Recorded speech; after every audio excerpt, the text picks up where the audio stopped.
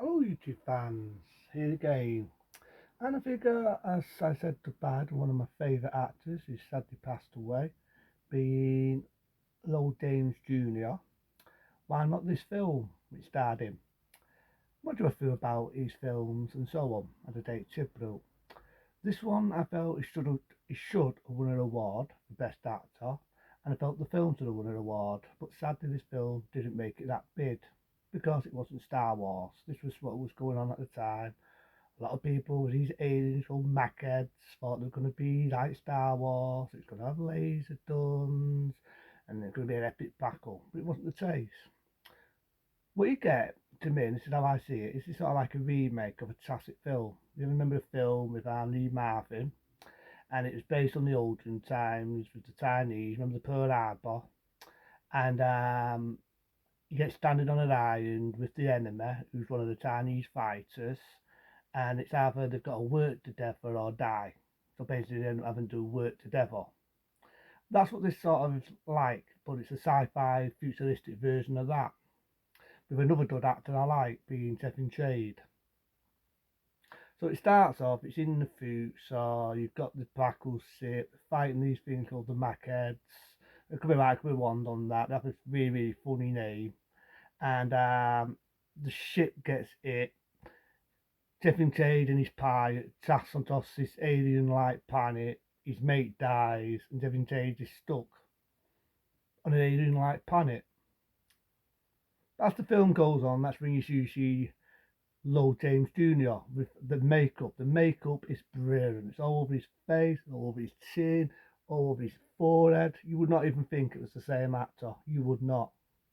And he sees him, Devin Jade, he's trying to shoot at him, he misses him, and he tries to, he actually get, remember right there, on the paper, he accidentally touches the ship. What he doesn't know, Devin Jade, is he's booby tapped the ship and it electrocutes him. Doesn't kill him, obviously doesn't at the end of the fucking film, but it electrocutes him and it knocks him on his ass.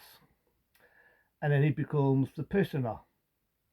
With the Macheads, he becomes the prisoner. And all the way through the film, he's making fun of him, he's calling him names, and so on. And Chevin Chade kind of gets a lucky escape. He gets a lucky escape, and he's running across, but by accident, he falls on this sand, and this alien thing comes out. Really good practical effects. I miss them days of effects. This alien thing comes out, wraps this thing round his leg, really looks painful, really looks agonising. He literally rips the skin off Chevin Chade's leg. Our mate runs in, shoots the alien, saves him, and saves him. Burns his leg, burns the star, I should say, of his leg. Real painful. And then he says a data line to him, Jade, why did you save me? And he says, I don't want to be on an island with someone as ugly as you. I do love the performance of that, and I even did the performance brilliantly. There's a bit before I said all that where they're stuck on the planet and he teaches him English, teaches him to speak, and the first words when he's making this up, because you get a monologue with the actor talking, he says, "What do you think of the hook?" And he says, "Shit." So I did have a few chuckles there. I love there's a few funny bits in it where he's insulting it and he says, "I don't care about your dog called Mickey Mouse." Because the Stephen Tate made a joke and the alien thought it was serious and it wasn't, and there's a bit where he's walking off laughing. So there's a few funny bits, there's a few good emotional bits. The performance in this is outstanding. The performance in this is fucking brilliant from both good actors. And it's like I said, this was 2 years after they both starred in Jaws 3. So it's professionally see two good actors star again in another film, being sci-fi film, being Enemy Mines. So as the film goes on, there's in a snowstorm, they're trudging away, they're fighting one another, they're trying to kill one another, but they can't because they become mates. They become mostly as stats. Now they've got to work together, they've got to become mates as the film goes on.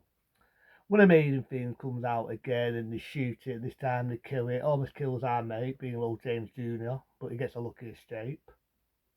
But then you find out he has a rune. It makes him different than us, me being a man. They have a rune, meaning they can get pregnant. So imagine if I had a rune, it'd be better about being without being made, I'd be the first man to have a baby. So he has a baby, and it turns out he's pregnant. He's giving birth, and it's not a scene with this, but makes me tear. Makes me tear. And as I said, this is my saddest moment of films because he dies, our mate, Low James Jr. He passes away while giving birth to this baby. And there's a bit of tear goes to my eyes, and we know the actor is sadly no longer with us, may he rest. So now you've got Devin Jade, he's got the baby, he's due up, he sort of fathers this child. It turns out the war is ended, but these human pirates on the space thing, they're abducting the Macheads, they're using them now as slaves. So I like the way the film turns. It's now like we're the enemies and they're the victims. It's kind of predictable, but it's not too in your fucking face like films you see nowadays. And the Machiavellian gets captured, and he has to go. He gets wounded, our mate, but then he ends up back into the space staff from where it all started with the humans. And he says, I've got to save him, I've got to save him. So he goes across the ship, saves our mate, the Machead. There's a bit where you think he's dead. Lucky enough, that's not the case, which I'm happy about. But he saves the day, and then he gets awarded by all these Macheads. I call them Macheads. And they award him. He's got that he's a lot older, and he all stood there. He gets awarded for bravery and all this shit. End of movie. But I like Enemy Mines. You know what I mean? It's futuristic, it's sci-fi. I think it's based on 10 something or 1080 something. Yeah, I know we don't see aliens, we don't see spaceships in real life, but it's sci-fi. I went with it. It's a film, but I like it, and it's like I said, you never see films like this anymore. It's like this film to me should have won an award. Should have won. Fuck it, I'll keep saying it. Star Wars won an award. Don't get me wrong. Before people say you don't like Star Wars, I don't like them. I remember in my announcing I've got the unspecialised editions. I originally have the special editions, and I've got the unspecialised ones. People who are Star Wars fans will know what I'm on about. I love Star Wars. Tosin Taltins won an award for special effects. I don't like Tosin Taltins for the third time. That's shit. I've got Tosin Taltins for the third time. I'm a lover of the theatrical one. I know there's different edited versions of it. I can name loads of sci-fi films I love. Whether it be Star Trek, the motion picture, I've even reviewed them, even the TV series. I reviewed V, a damn good TV show. So no, that has nothing to do with it. But I felt this film should have won an award. People thought, like I just said from the beginning, people thought this was going to be another Star Wars show, and it wasn't. It wasn't. It was a guy standing on a planet, learning to survive with what you think is the enemy. Yeah, there's some predictable taboos in it, but it's not too in your fucking face, which I can appreciate. You've got two good talented actors on an alien planet trying to survive. One sadly passes away. He's now got a father and a child, and because he was friends with the one that passed on, he's now becoming like the father figure of the child. That's how I see it. That's how I see it. And it's like I say, it's a dud film. Its art's on its sleeve. It's a damn good performance by Lord James Jr. May he rest.